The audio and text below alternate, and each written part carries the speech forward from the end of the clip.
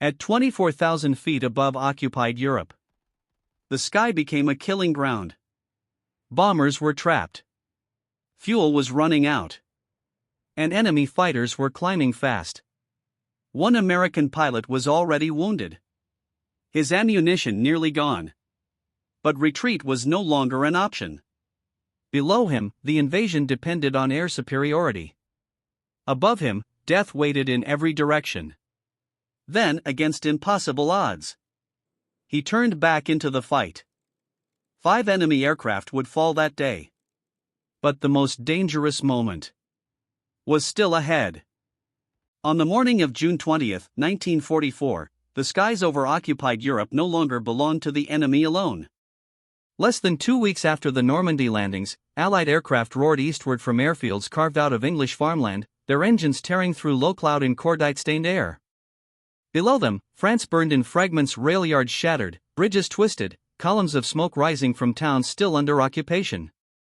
The air war had entered a brutal new phase, one measured not in territory gained on maps, but in seconds, altitude, and blood.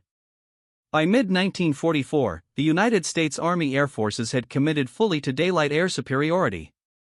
P-51 Mustangs and P-47 Thunderbolts now escorted bomber streams deep into hostile territory, hunting enemy fighters before they could reach the B-17s and B-24s crawling across the continent. The Luftwaffe was wounded but far from finished. Veteran enemy pilots still rose to meet every formation, their tactics sharp, their desperation dangerous. Every mission became a test of nerve. The pilot at the center of this day wore the silver wings of a U.S. Army Air Forces lieutenant, his flight suit already darkened by sweat before takeoff. His aircraft, an olive-drab P-51D Mustang, sat heavy with fuel and ammunition, .50 caliber machine guns loaded, propeller ticking in the cool morning air. The smell of oil and exhaust clung to the metal skin. Ground crews stepped back. The engine came alive with a violent shudder. As wheels lifted from the pierced steel runway, England slipped behind him. The channel passed below in gray silence, broken only by the steady vibration of the airframe and the low murmur of radio traffic. Ahead waited occupied Europe, flak batteries hidden among hedgerows, enemy airfields camouflaged in forests, and fighter patrols already climbing to intercept. At altitude, contrails laced the sky like scars. Bombers formed up, slow and vulnerable. Somewhere beyond the haze, enemy aircraft were already moving. Radar stations had reported contact. Controllers issued calm instructions that masked the reality to come. The lieutenant adjusted his oxygen mask and tightened his grip on the stick. He had flown combat before. He had seen aircraft fall in flames. But something about this morning felt different, charged, heavier, as if the sky itself were holding its breath. Within minutes, the first warning crackled over the radio. Enemy fighters were inbound. Long before combat patrols over Europe, the making of a fighter pilot began in places far from war. In 1943, across the wide plains of Texas and the blistering heat of Arizona, young men were stripped of civilian habits and rebuilt for aerial combat. Army Air Forces training fields became factories of discipline. Every mistake was punished early, because later it would be fatal. The lieutenant had learned to fly in primary trainers that bucked and rattled in crosswinds. Stearman biplanes lifted clumsily from dusty runways, their engines forgiving nothing. Instructors shouted through intercoms, demanding precision while the ground spun and the horizon disappeared. Spins, stalls, dead-stick landings, failure meant being washed out. Many never advanced beyond this stage. Advanced training came next. At 6 Texans screamed across the sky at combat speed, their cockpits hotter, their controls unforgiving. Gunnery ranges stretched across desert floors where students fired live .30 and .50 caliber rounds at towed sleeves. Tracer fire carved bright lines through empty sky. Hits were measured. Misses were remembered. There was no romance in it. Only repetition. Formation flying followed, the most dangerous training of all. Aircraft flew wingtip to wingtip, engines shaking, prop wash battering control surfaces. One lapse in concentration could shear metal and scatter wreckage across the ground. Pilots learned to trust instruments, not instincts. They learned to fly tired, hungry, and afraid. By late 1943, the lieutenant transitioned to frontline fighters. P-47 Thunderbolts first, heavy, brutal machines that taught energy fighting and discipline. Then came the P-51 Mustang. Sleek. Fast. Lethal. Its Packard-built Merlin engine delivered speed and altitude unmatched by earlier designs. Instructors drilled combat maneuvers relentlessly, high-side attacks, deflection shooting, brake turns, vertical climbs. Every lesson was written in blood from pilots who had failed overseas. In briefing rooms, combat veterans spoke without drama. They described flak bursts blackening the sky. They spoke of friends lost in seconds. Survival depended on awareness, aggression, and knowing when to disengage. Hesitation killed faster than enemy fire. By the time the lieutenant pinned on his silver wings and boarded a transport for England, he was no longer the man who had arrived at training. He carried calloused hands, hardened reflexes, and the knowledge that the enemy would show no mercy. Over Europe, training would be tested without pause. And soon, it would be tested all at once. Dawn on June 20, 1944, broke cold and gray over RAF Leiston. The airfield lay soaked from overnight rain, pierced steel planking slick beneath boots, tents sagging under the weight of damp canvas. Inside the briefing hut, the smell of wet wool, cigarette smoke, and burned coffee clung to the air. Fighter pilots crowded onto wooden benches, flight jackets zipped high, Mae Wests buckled tight, faces drawn and quiet. No one joked. Not today. A map of northern France hung across the front wall, its surface scarred by grease pencil marks. Red lines cut inland from the coast. Blue arrows curved overhead. Black circles marked known flak concentrations. A senior intelligence officer stepped forward, his voice calm, precise, stripped of drama. Weather over the channel was marginal. Visibility inland improving by mid-morning. Winds strong at altitude. Then came the mission. Heavy bombers from the 8th Air Force would strike rail yards and supply depots east of Caen, targets feeding German armor pressing against the Normandy beachhead. Fighter groups were tasked with close escort and aggressive sweeps ahead of the formation. The goal was not defense alone. The goal was annihilation. Enemy aircraft were to be engaged before they reached the bombers. No chasing lone targets. No breaking formation without cause. The lieutenant listened, jaw tight. He noted the call signs, altitudes, rendezvous points. He traced the route in his mind, from takeoff to target to egress. He memorized flak zones marked by thick black rings. He studied the expected enemy response. Luftwaffe fighters were reported operating from fields near Beauvais and Chartres. Veterans with hundreds of hours. Pilots who knew the terrain. A combat leader stepped up next. His voice was harder. He spoke of discipline and speed. Of mutual support.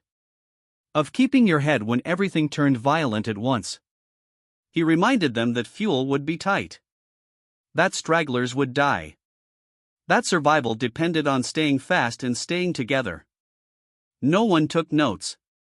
They didn't need to. Outside, engines began to cough to life across the field. The low rumble bled through thin walls, steady and insistent. The war was already warming up. The briefing ended without ceremony. Pilots stood, pulled on gloves, checked sidearms. The lieutenant folded the mission card and slipped it into his pocket. He glanced once more at the map. Somewhere along that route, enemy fighters were already climbing, their own briefings completed, their own orders clear. As he stepped back into the cold morning air, the first Mustangs were taxiing out, propellers biting hard, exhaust washing across the field. The sky above was layered with cloud and promise. This mission would decide more than the day. It would decide who owned the sky. At 24,000 feet over northern France, the air thinned and hardened into something hostile. The bomber stream stretched ahead, silver shapes glinting through broken cloud, engines droning in disciplined formation. The Mustangs rode high cover, sun at their backs, propellers clawing thin air. Radios crackled with clipped reports as the coastline fell away beneath drifting haze. The lieutenant scanned the sky, eyes moving constantly, training overriding fatigue. He watched contrails bloom far above, then vanish. Seconds passed heavy and stretched. Then the warning came. Contacts, high 12. Small shapes peeled out of the sun, diving fast, wings flashing dark against the glare. Enemy fighters hit the formation with precision. Tracers stitched the sky. The first bomber shuddered as cannon fire walked across its fuselage. The lieutenant shoved the throttle forward and rolled hard, Mustang surging downward. The Merlin engine screamed as altitude bled away and speed built brutally. He selected a target crossing left to right, closing fast. The sight picture steadied for a heartbeat. He squeezed the trigger. 6.50 caliber guns roared together, recoil vibrating through the airframe. Tracers converged. The enemy aircraft snapped into flame and broke apart, debris spiraling into cloud. He did not watch it fall. The sky fractured into chaos. Fighters twisted through vertical climbs and spiraling dives. Vapor streamed from wingtips. The lieutenant hauled the stick back, blacking out briefly as G-forces crushed his chest. He rolled inverted and dropped behind another attacker lining up on a bomber's tail. Again he fired. Again metal tore. The enemy pilot bailed out, parachute blooming uselessly amid fire. Flak burst below them now, black blossoms rising fast. The bombers pressed on regardless, engines steady, crews trapped inside vibrating aluminum shells. The lieutenant stayed close, weaving violently, clearing threats as they appeared. Ammunition counters ticked downward. Fuel gauges crept lower. Through the noise and violence, he felt a terrible clarity. Training narrowed the world to angles, speed, and survival. He ignored fear and focused on geometry. When another enemy fighter crossed his nose, he rolled and fired without thought. The impact tore the wing free. The aircraft spun away trailing smoke. Minutes felt like hours. The radio crackled with losses and victories, voices strained but controlled. Enemy resistance thinned, then surged again. More shapes dove from above. The lieutenant climbed hard to meet them, engine laboring, hands steady despite the strain. Below, villages flashed past, roads crowded with armor and supply trucks pushing toward the front. Columns scattered as bombs fell ahead, shockwaves rippling across fields. Smoke rose in thick pillars, marking targets struck minutes earlier. Above it all, the air battle raged unseen from the ground, a private war of speed and violence where a single mistake meant fire. The lieutenant felt the weight of every decision, knowing the fight was accelerating. He tightened his formation, scanning relentlessly, sensing that this engagement would define the mission and everything that followed today. This was only the beginning. The sky had chosen its victims, and it was not finished. The engagement tightened into something savage and personal. Altitude collapsed fast as fighters spiraled downward through broken cloud, contrails dissolving into torn vapor. The lieutenant pushed the Mustang hard, engine screaming near redline, the airframe shuddering as he rolled to keep an enemy pair in sight. Sweat ran down his spine despite the cold. There was no room for hesitation now. One enemy fighter broke left, climbing aggressively to gain position. The lieutenant followed, pulling vertical, vision narrowing as G-forces crushed his chest. The Mustang clawed upward, propeller biting thin air. At the apex, he kicked rudder and rolled, dropping in behind the climbing aircraft. The enemy pilot never saw him. A short burst. The .50 caliber guns hammered. The fighter's engine detonated in a bright flash, fragments tearing away as it fell end over end into the haze below. Kill confirmed. He did not slow. Another contact crossed high and fast, attempting to disengage. The lieutenant shoved the throttle forward again, ignoring the fuel gauge creeping toward empty. He cut across the turn, calculating deflection instinctively, nose tracking smoothly despite turbulence. He fired at long range. Tracers walked forward, stitching metal. The enemy aircraft shed pieces, then snapped violently, wing folding as fire consumed the fuselage. It vanished into cloud. Second kill. The radio erupted with shouted warnings and broken call signs. Bombers ahead were taking fire again. The lieutenant banked hard, diving through scattered flak bursts that rocked the Mustang like a hammer. Shrapnel rattled against the fuselage. He leveled out just long enough to see a third enemy fighter closing on a straggling bomber, cannon flashes blinking at its nose. There was no time to think. He came in fast from below and behind, using the bomber's bulk to mask his approach. The Mustang surged upward. The guns fired until the triggers clicked empty. The final round struck home. The enemy fighter erupted in smoke and flame, tearing away from the bomber in a violent spiral before breaking apart. Third kill. For the first time since contact, the sky thinned. Enemy formations scattered. Survivors dove for the deck or fled eastward, abandoning the bombers to their fate. The lieutenant eased back on the stick, breathing hard, hands trembling despite training. His ammunition counters read nearly zero. Fuel was dangerously low. The Merlin engine still roared, but its steady vibration felt suddenly fragile. Below, the bombers pressed on, their formation ragged but intact. Explosions blossomed around distant rail yards and depots, shockwaves rippling across fields and roads. Columns of smoke climbed skyward, black and thick, marking the destruction of enemy supply lines feeding the front. The tide had shifted. The escort had done its work. But the lieutenant knew better than to relax. Victories in the air were fleeting. Survivors regrouped. New threats emerged without warning. He scanned constantly, eyes burning, neck aching from strain. Every shadow looked hostile. Every glint could be death. The radio crackled again, new contacts reported climbing fast from the east. He tightened his formation, checked his gauges one last time, and turned back toward the rising threat, knowing the fight was far from over. The day was demanding more than he had already given. And it was not finished yet. The fight refused to release its grip. At altitude, the sky thinned into a pale, merciless blue as the lieutenant's Mustang leveled out, engine vibration changing pitch. He glanced down once more. Fuel needle edging toward empty. Ammunition counters dead. The guns were silent now, nothing left but speed, altitude, and nerve. Below him, the bombers had pushed through the target zone, their work already burning into the countryside. Columns of smoke twisted upward from shattered rail yards and supply depots, dark stains against the green fields of Normandy. But the danger had not passed. It never did. Enemy aircraft were climbing again, fresh fighters scrambling late, desperate to salvage something from the wreckage. The radio crackled with strained voices.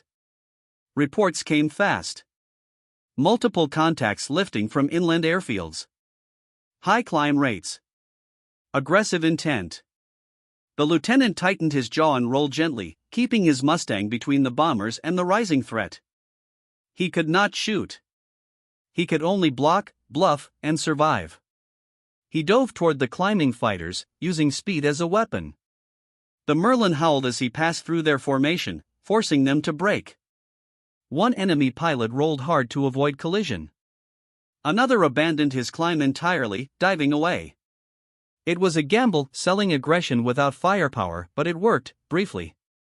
The sky hesitated. Flak continued to rise from below, black bursts punching upward without warning. One explosion rocked the Mustang, shrapnel clanging against the fuselage. The lieutenant steadied the aircraft, checking instruments with quick, practiced glances. Oil pressure steady. Engine holding. Just enough. The enemy regrouped. Two fighters climbed together now, disciplined, experienced. They pressed upward, trying to force him higher, where fuel would vanish faster and oxygen grew thin. He refused the invitation. Instead, he rolled inverted and dove again, crossing their noses at impossible speed. They scattered, unable to predict his intent. Minutes stretched dangerously. Every maneuver drained fuel he did not have. Every second aloft narrowed his options. The channel lay far to the west, invisible beyond cloud and distance. England felt impossibly distant. The lieutenant held position as long as he could, shepherding the bombers towards safer air. When relief finally arrived, fresh Mustangs streaking in from higher cover, he peeled away without hesitation. There was no glory left to chase. He turned west, engine throttled back to conserve what little remained. The cockpit felt suddenly quiet, the violence fading behind him. Below, the front lines shifted slowly under drifting smoke, the war grinding forward inch by inch. But the danger followed. A single enemy fighter lingered at altitude, shadowing him from afar, waiting. The lieutenant kept his speed up, eyes locked on the mirror, hands steady despite exhaustion. He knew one truth above all others. If the engine failed now, there would be no second chances. And the sky was still watching. The lieutenant was already turning west when the warning came. Two enemy fighters, low fuel, high aggression, climbing hard from the east. They had waited, conserving energy, watching him peel away. Now they moved with purpose, angling to cut him off before he reached friendly cover. The sky tightened again, shrinking to speed, altitude, and intent. He checked the panel without hope. Fuel critical. Ammunition nearly gone, but not empty. A few belts remained, just enough to matter if used perfectly. He leveled out, letting the enemy believe he was retreating, engine throttled back, profile small against the cloud layer.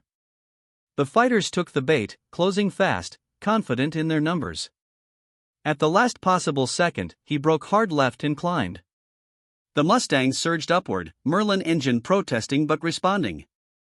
The lead enemy aircraft overshot, flashing past in a blur of metal and exhaust. The lieutenant rolled, nose snapping through the turn, sight settling almost by instinct. He fired a short, controlled burst. The rounds struck the cockpit and engine block. The aircraft pitched violently, then disintegrated, scattering fragments across the sky. Fourth kill. The second enemy pilot reacted instantly, pulling vertical and climbing away, trying to force a stall.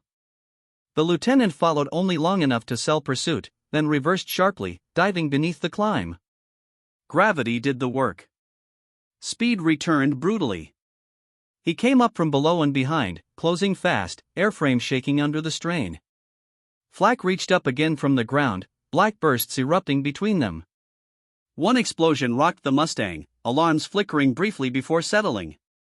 The lieutenant ignored them. He had seconds. The enemy pilot saw him too late. He squeezed the trigger for the last time. The guns fired unevenly, a ragged roar instead of thunder, but it was enough. Tracers punched through the tail and wing root. Fire blossomed along the fuselage. The enemy aircraft rolled inverted, trailing smoke, then broke apart in a violent spiral toward the earth. Fifth kill. Silence followed, heavy and unreal. No more contacts. No more contrails cutting the sky.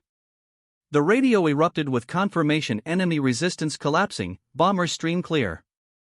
American fighters now ruled the airspace from coast to target and back again. The lieutenant exhaled slowly, hands aching, vision blurred at the edges. His fuel needle hovered just above zero. The engine's vibration felt uneven now, fragile, like a held breath. Below him, the battlefield sprawled in smoke and motion, but above it, the sky had been taken. He turned west again, this time without pursuit.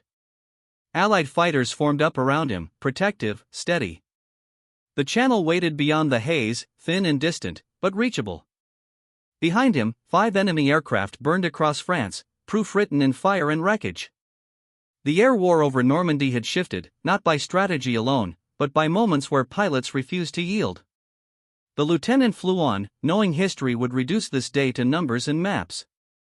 But he would remember it as a narrow strip of sky, a failing engine, and 2 final decisions that changed everything. And he still had to make it home. The channel appeared slowly, a dull sheet of steel beneath thinning cloud. The lieutenant eased the Mustang westward, throttle feathered, engine rough but holding. Every vibration felt magnified. Oil streaked along the canopy frame, carried back by slipstream. The cockpit smelled of hot metal and cordite, the aftertaste of hours spent fighting gravity and death. Allied fighters drifted around him in looseguard, silhouettes sliding in and out of haze. Below, the French coast receded, fields broken by roads and shell scars. Anti-aircraft fire still reached upward from scattered positions, isolated guns firing more from habit than hope. Black bursts bloomed wide and late, no longer coordinated, but still lethal if luck turned wrong. Crossing the channel never meant safety. Enemy patrols still prowled, and damaged aircraft drew attention like blood in water. The lieutenant kept his altitude steady, refusing climbs that would drain fuel faster. His eyes flicked between mirror, gauges, and horizon, never resting. Hands ached. Jaw locked. Fear came quietly now, not as panic, but as calculation. Halfway across, the engine coughed. Just once. His pulse spiked. He adjusted mixture and leaned the throttle back further, sacrificing speed for endurance. The Mustang responded reluctantly, vibration smoothing but power fading. The channel stretched endlessly beneath him, gray and indifferent. Ditching here would mean cold shock, heavy gear, and minutes at most. Clouds thickened ahead, a low ceiling forming unexpectedly. He slipped into them to avoid exposure, visibility collapsing to white blur. Moisture rattled against the canopy. The aircraft felt blind, instruments the only truth left. He held course by compass and memory, trusting training hammered into him years earlier. Then, through a break in cloud, England appeared. Patchwork fields. Hedgerows. Familiar shapes burned into every pilot's mind. Relief threatened distraction. He forced it down. Accidents happened at the end. The Mustang descended toward the coast, engine sputtering again, this time longer.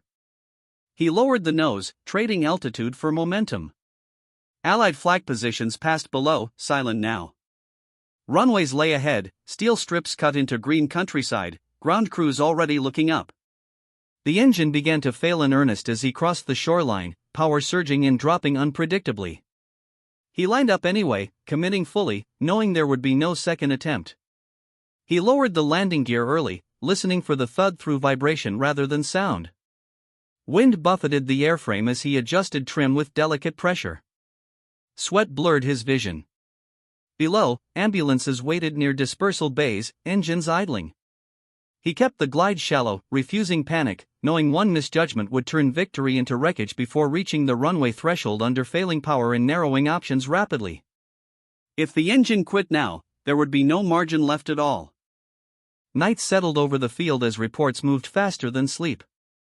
In a dim operations shack, maps were rolled flat and coffee boiled hard, the air thick with oil, sweat, and smoke. Pilots filed in one by one, faces gray, boots caked with mud, flight suits stiff with salt. The lieutenant stood quietly while clerks typed, officers listened, and the war began turning into numbers. Intelligence officers assembled the picture. Gun camera film flickered against a canvas screen, black and white frames freezing the instant of impact.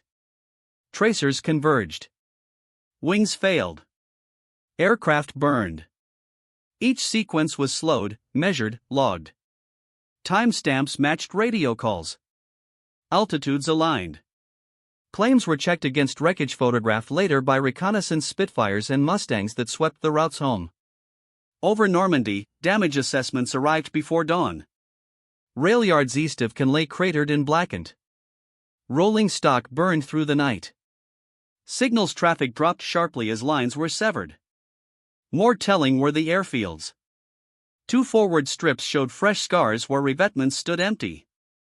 Intercepts indicated confusion, frantic calls for replacements that did not exist. The fighter tally hardened. 5 enemy aircraft destroyed by a single pilot in one sortie. Others damaged. Losses confirmed across multiple sources. Analysts traced the effect forward, marking thinner patrols, wider gaps, slower climbs. The escort had broken the timing. The bombers would reach targets tomorrow with fewer challengers, and the day after that with fewer still. There was no celebration. The lieutenant signed the form with a steady hand and returned the pencil. He answered questions precisely, describing angles, ranges, and seconds that felt like years. Medics checked him, waved him on. Outside, engines cooled and ticked, metal settling after strain. By morning, commanders briefed the consequence. Air superiority over the corridor had been seized for the critical hours. Ground forces reported lighter pressure on the roads. Columns moved. Bridges fell. The front breathed. Photographic interpreters compared frames, counting craters and burn marks with rulers and lamps. Weather reports were overlaid, winds plotted, smoke drift corrected. Interrogations of captured ground crews confirmed shortages and dispersal orders issued in haste. Maintenance logs intercepted by signals units showed grounded fighters awaiting parts. The pattern was unmistakable: sorties reduced, response delayed, initiative lost. For the first time since the landings, the air battle bent decisively toward the Allies, not by chance, but by pressure applied at the exact moment it mattered most. Commanders marked the window in red. Escort schedules shifted. Recon flights expanded. The calculus of risk changed across the theater, and pilots felt it immediately, an easing at altitude that promised opportunity while warning that complacency would be punished without mercy. Staff officers watched the clock, measuring minutes against fuel, fatigue, and weather now. The lieutenants stepped into daylight knowing the ledger favored them today, and knowing tomorrow would demand payment again. The effects rippled outward long after the engines cooled. Over Normandy, the air grew quieter in the days that followed, not silent, but altered. Fewer contrails. Slower responses. Wider gaps where enemy patrols once rose in force. Allied bombers flew deeper, longer, and with fewer losses, their formations tightening with confidence earned the hard way. On the ground, the change was immediate. Supply columns pushed forward under thinner skies. Bridges were struck again and again until crossings failed completely. Armor stalled without fuel. Infantry advanced behind a curtain of air power that now arrived on time and stayed. Maps in command tents shifted, arrows extending inland where days earlier they had stalled. The lieutenant returned to routine that felt anything but routine. Debriefs ended. Paperwork closed. His aircraft was inspected inch by inch, bullet scars traced, oil lines replaced. The Merlin engine was pulled and serviced, its survival logged as carefully as his own. He said little. Pilots rarely did. The work had been done in seconds that no report could truly hold. Recognition followed quietly. A notation in a ledger. A handshake from a group commander. The tally mattered less than what it had enabled. 5 aircraft down in one day was a headline for later, but the real measure lay in what had not happened afterward: the bombers not intercepted, the troops not strafed, the routes not contested. Air superiority was never absolute. It was seized, defended, and spent, hour by hour. That morning's fight bought time, and time was the currency of invasion. Each uncontested mile meant another unit supplied, another position held, another night survived. The pilot understood this without needing it explained. He had seen how quickly the balance could tip back. The war continued to demand everything. New missions followed. Weather worsened. Losses mounted elsewhere. The sky would never be safe, only managed. Yet for that corridor, for those hours, the advantage had been real and decisive. Strategy bent to opportunity created by individual acts executed under pressure. Historians would later chart the campaign in phases and figures. They would note sortie rates and loss ratios, weather windows and logistics. They would argue causes and effects. But none of that would capture the reality of a single aircraft turning at the right instant, of a pilot choosing aggression over retreat, of decisions made with failing engines and empty guns. In the quiet moments that followed, the lieutenant walked the perimeter of the field at dusk, the air cool, the smell of cut grass replacing cordite. Aircraft silhouettes stood against the fading light, ready again. He knew tomorrow would ask for the same resolve, perhaps more. The ledger never closed. Above Europe, the balance had shifted, not permanently, but enough. Enough to press forward. Enough to hold. Enough to remind everyone who flew that wars were changed by moments measured in heartbeats, carried by people who rarely saw the full picture. The sky had yielded once. It would demand proof again.